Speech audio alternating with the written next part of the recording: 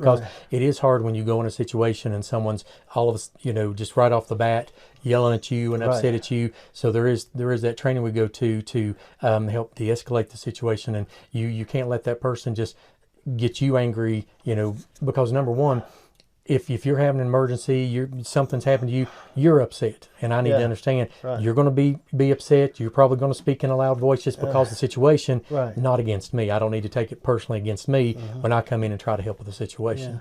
I agree with you. I think that, because here's what happens is, if it's my situation, I'm the most important thing in the world to me. You've got 15 other cases to deal with today. Right. But my case and my situation, it's like if your water bill's too high and you call the water department. You don't care about anybody else's water bill. It's your bill. The most important thing to you is your stuff.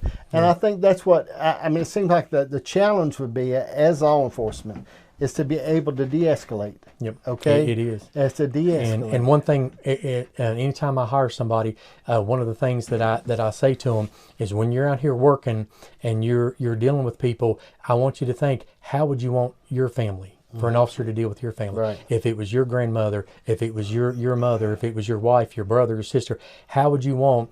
And it may be a busted mailbox. And in your mind, you think, I tell the officer, you may think, well, you've got bigger things and other things, but to that lady there, that is the worst thing that's probably ever happened to her. What if it was your mother? Would you want the officer to take their time, do a report, be there for the person? If you have a victim of a crime, you need to call back, check in with them. What if it was your sister? Wouldn't you want the officer to check in, check on her? I said, treat the citizens out there the way you would want an officer to treat your family. Right.